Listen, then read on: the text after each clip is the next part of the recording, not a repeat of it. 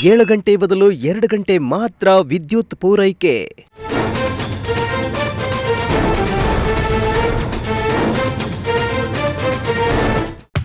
ಅನಿರ್ದಿಷ್ಟಾವಧಿ ಮುಷ್ಕರ ನಡೆಸುವುದಾಗಿ ರೈತರಿಂದ ಎಚ್ಚರಿಕೆ.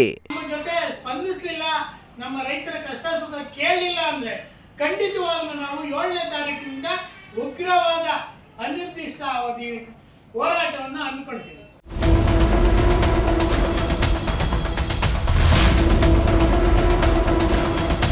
ತಿಪಟೂರಿನಲ್ಲಿ ಬೆಸ್ಕಾಂ ಇಲಾಖೆಯ ವಿರುದ್ಧ ರೈತರು ತೀವ್ರ ಆಕ್ರೋಶ ವ್ಯಕ್ತಪಡಿಸಿದ್ದು, ಕೃಷಿ ಬಳಕೆಗೆ 7 ಗಂಟೆ ಬದಲು ಬರೀ 2 ರಿಂದ 3 ಗಂಟೆ ಮಾತ್ರ ವಿದ್ಯುತ್ ನೀಡುತ್ತಿದ್ದಾರೆ.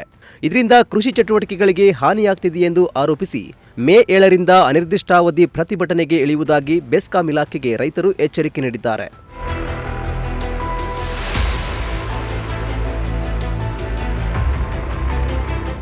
ಹೌದು, ನಗರದ ಖಾಸಗಿ ಹೋಟೆಲ್ನಲ್ಲಿ ನಡೆದ ಸುದ್ದಿಗೋಷ್ಠಿಯಲ್ಲಿ ಪ್ರಾಂತ ರೈತ ಸಂಘದ ಚನ್ನಬಸವಣ್ಣ ಮಾತನಾಡಿ, ಕೃಷಿ ಬಳಕೆಗೆ ಸರ್ಕಾರ ಹೇಳಿದಂತೆ ಬೆಳಗ್ಗೆ 3 ಗಂಟೆ, ರಾತ್ರಿ 4 ಗಂಟೆ ವಿದ್ಯುತ್ ಕೊಡಬೇಕು.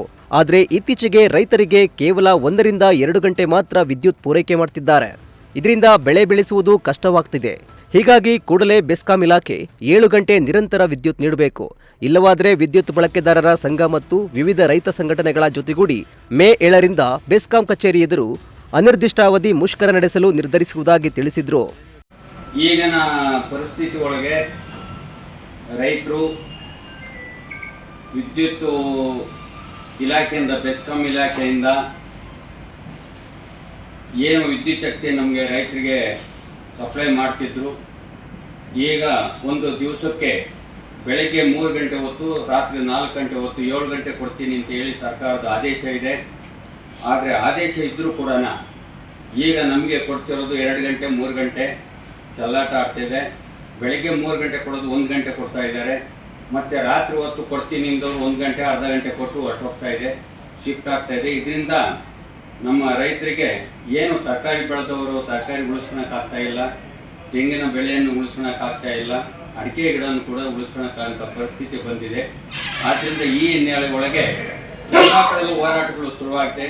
ಇವತ್ತು ದಸರಘಟ್ಟ ಸುತ್ತಮುತ್ತ ಒಂದು 7-8 ಹಳ್ಳಿ ಗ್ರಾಮಸ್ಥರೆಲ್ಲ ಸೇರಿಕೊಂಡು ಬೆಸ್ಕಾಂಗೆ ಮುತ್ತಿಗೆ ಹಾಕಿ ನಮಗೆ 7 ಗಂಟೆ 1 ಗಂಟೆ ಹೊತ್ತು 11:30ರಿಂದ 12:30ವರೆಗೂ ಮಾತುಕತೆ ನಡೆಸಿ ಬೆಳಿಗ್ಗೆ ಹೊತ್ತು 3 ಗಂಟೆ, ಸಾಯಂಕಾಲ ರಾತ್ರಿ 4 ಗಂಟೆ ಕೊಡಲೇಬೇಕು ಅಂತ ಹೇಳಿ ಬೆಸ್ಕಾಂ AWE ಮನೋಹರ್ ಹತ್ರ ಕುಂತು ಚರ್ಚೆ ಮಾಡಿ ಅದಕ್ಕೆ ಒಪ್ಕೊಂಡಿದ್ದಾರೆ.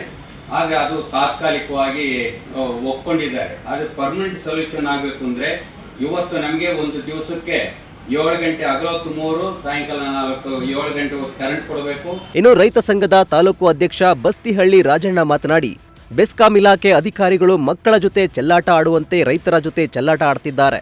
ಪ್ರತಿ ತಿಂಗಳು ನಡೆಯಬೇಕಾದ ಗ್ರಾಹಕರ ಸಂವಾದ ಸಭೆಗಳು ನಡೆಯುತ್ತಿಲ್ಲ. ಅಲ್ಲದೆ ಪ್ರೀಪೇಯ್ಡ್ ಮೀಟರ್ಗಳು ರೈತರಿಗೆ ಮಾರಕವಾಗಿದ್ದು, ಇವುಗಳ ಅಳವಡಿಕೆಗೆ ಸರ್ಕಾರ ಮುಂದಾದರೆ ರಾಜ್ಯವ್ಯಾಪಿ ಪ್ರತಿಭಟನೆ ನಡೆಸಲಾಗುವುದು ಎಂದು ಎಚ್ಚರಿಕೆ ನೀಡಿದರು. ಬೆಳೆ ಬೆಳೆಯೋದಕ್ಕೆ ಬೇಕು. ಈ ಸರ್ಕಾರದವರು ಏನು ನಮಗೆ 7 ಗಂಟೆ ಕರೆಂಟ್ ಕೊಡ್ತೀವಿ ಅಂತ ಹೇಳಿ ಮಕ್ಕಳ ಜೊತೆ ಚೆಲ್ಲಾಟ ಆಡದೆ ನಾವು ರೈತರ ಜೊತೆ ಚೆಲ್ಲಾಟ ಆಡ್ತಾವ್ರೆ. KEB ಅವರು ಯಾರನ್ನು ಕೇಳಿದ್ರೆ ಒಬ್ಬರ ಮೇಲೆ ಒಬ್ಬರು ದೂರ ಹೇಳ್ತಾರೆ. SO ಹತ್ರ ಹೋದ್ರೆ ಎಡಬಲಿ ಹೇಳ್ತಾರೆ, ಎಡಬಲಿ ಹೇಳಿದ್ರೆ ಈ ಹೇಳ್ತಾರೆ, ಈ ಕೇಳಿದ್ರೆ ನಮಗೆ ಉತ್ತರನೇ ಬರಲ್ಲ. ಈ ಥರ ಸಮಸ್ಯೆ ಇರಬೇಕಾದ್ರೆ ನಾವು ಈ ತಾಲೂಕಲ್ಲಿ ಕೂತು ರೈತರೆಲ್ಲ ಸಭೆ ಕೂತು ಒಂದು ನಿರ್ಧಾರ ಮಾಡಿದ್ದೀವಿ. ಆದರೆ ಈಗಾಗಲೇ ನಾಳೆ ಮನವಿ ಕೊಟ್ಟು ಮುಂದಿನ ಗುರುವಾರ 7ನೇ ತಾರೀಕು ಉಗ್ರವಾಗಿ ಅನಿರ್ದಿಷ್ಟಾವಧಿ ಹೋರಾಟ ಮಾಡಬೇಕು ಅಂತ ಸಿದ್ಧತೆಯನ್ನು ಮಾಡ್ಕೊಂತ ಇದ್ವಿ.